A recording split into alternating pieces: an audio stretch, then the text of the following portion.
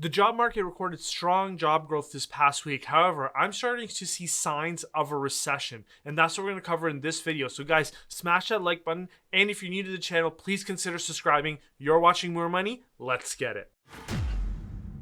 What's up, guys, and welcome back to the channel, where the goal here is to help at least 1,000 people achieve financial independence much sooner. And let's dive right into it. So you can see here that the US added 390,000 jobs in May, and so that extended their hiring streak. But notice how that's not the whole story, because overall job growth is strong, especially in the leisure, hospitality, government, and manufacturing fields. Look at what's happening in retail. Retail is starting to decline, and that's not a surprise to us because we've already seen weakness in the retail space from the quarterly results of companies like Walmart and Target. So I would say be very careful, because retail shedding jobs is what I would consider a leading indicator into a potential economic slowdown. And from here you can see that many people would say, hey, you know what? We're not anywhere near an economic slowdown. Look how low the unemployment rate has been. It's actually reached pre-pandemic lows. But in my opinion, I don't think that's the whole story. Just because unemployment is very low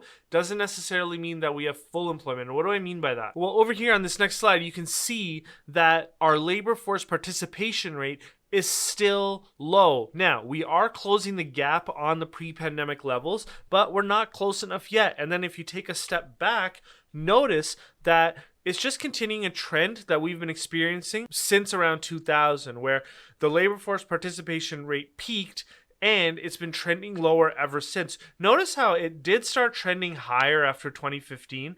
Not sure what caused it to go a bit higher. I think it's just because we had a stronger economy. But of course, you can see that it just collapsed in 2020 and it just didn't come back. My explanation as to why it started trending down subsequent to 2020, because that's when the Matrix came out and millions of people decided to red pill out of the job market. And I mean, in all fairness, how else do you explain such a coincidence? Now, from here, you can see that we are starting to see some early indications of hiring slowdowns, not just in retail. So you can see technology starting to get hit, with Twitter and Netflix moving to freeze hiring or trim staff. Now, I understand that people watching the video will say that Twitter and Netflix are both experiencing company-specific situations, and I totally agree with you. However, in the next video, I'm going to show you how layoffs are starting to mount at more technology companies, including Facebook, Microsoft, etc., etc. Now, moving on, economists are pointing to 3 reasons why the labor market pressure is starting to ease. And I love how they call it the labor market pressure easing. What they're really trying to say here is that they're going to give you 3 reasons why the economy is starting to get tougher as it starts slowing down for the job market. So you can see here, the first reason is that the short supply of workers is constraining growth and causing businesses to scale down their expansion plans. And they point to 2 reasons why. One is the wave of retirements, and the second is the resignations early in the pandemic have left employers not able to fill jobs, so of course they have to scale back. So for example, one of the ways that they're cutting back is many restaurants, for example, say that they will cut back service hours. And this leads to Tay's KFC catastrophe of 2022, because I didn't realize that the KFC in my little town that I live in here doesn't open till after 3 p.m. now. So if you want KFC for lunch, go to the other town. It's not happening. And the reason why they're doing that is because they can't find staff to hire. And there's another fast food restaurant down the street that doesn't open its dining room now because they just can't find people to work, so they only do drive-through. But really what this is showing is that these economic effects are being felt even in my little town here. Now notice here that the labor force participation rate of people 55 years and older, notice how it's never recovered since the lows of the pandemic. It came back up a little bit in 2021, or I guess in 2020, and then it dropped right back down. And so I think what's happening here is that people 55 years and older are just like, you know what?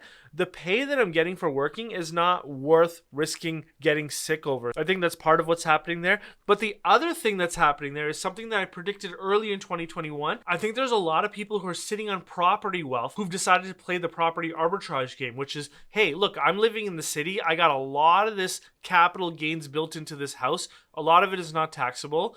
And if you're in Canada, all of it is not taxable. So why don't I just sell my house here, buy something way out of the city for a third of the price and bank the rest and retire early. And I think a lot of people are doing that, which is another reason why I'm bullish on manufacturers of small boats like Mastercraft, but that's another conversation for a different video. Now, the question, however, is are these people going to stay retired? And my guess is that not all of them are going to stay retired. I think some budgets are going to get stretched because of higher levels of inflation. It's going to bring people back into the job market. So you can see here that there is an article that came out where there's millions of people that retired early during the pandemic. However, some are now starting to return back to work.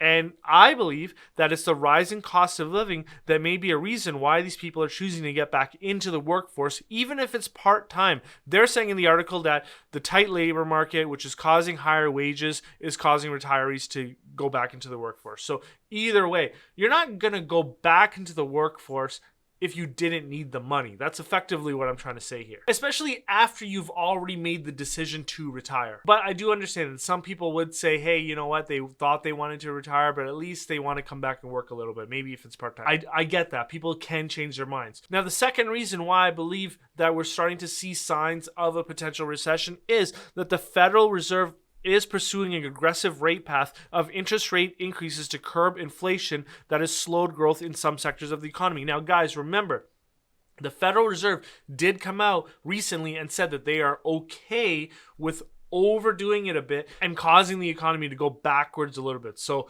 they're totally okay with causing a bit of a recession if it means that they can control inflation. So that's another indicator that we're heading in the wrong direction right now. Ultimately, it might be the right direction, but it's going to be painful for people's portfolios, I believe. Finally, the historic levels of high inflation could just naturally lead to a recession because it could cause consumers to pull back on spending, which would slow growth. So what does this all mean? Well, nothing ever happens gradually. At least my experience has been with the economy. I'm starting to see cracks in this market. I'm starting to see potential for a recession, and I'm going to keep my finger on the pulse of it. Now, in the next video, because this is a two-part series, in the next video, I'm going to talk about how I'm starting to see layoffs mounting all over the place.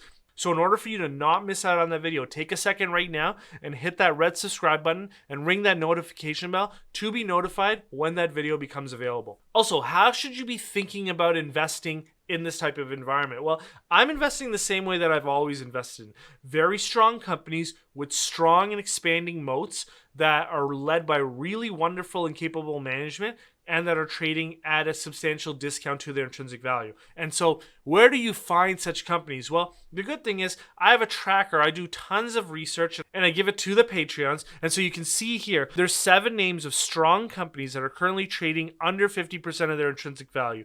There's 20 names approaching 50% of their intrinsic value as well. So there's quite a few securities right now that I feel that present opportunities even in a challenged market. And one of the things that I noticed in the last week, which I will cover in the next video, is that some of the names that have been accelerating, going up while the market has been going down, are names that we've identified that might have been oversold. And so we're seeing a little bit of that where the market is realizing that some of these really cheap securities may potentially have been oversold because they belong to companies that have no debt and a stronger market position than the market originally perceived for them to have. So how do you get access to that tracker, which also, once you click into any one of those tickers, takes you into a full model for each of the companies? Well, you can get access to that tracker by joining the lower tier of our Patreon. And like I always say, there's never any risk to you, because if you decide after the first month that it's not for you, no problem. Message me in Patreon and I'll fully refund your first month's fee. So once again, no risk to you. And so for those of you guys that did miss it, I recently put out a video series where I reviewed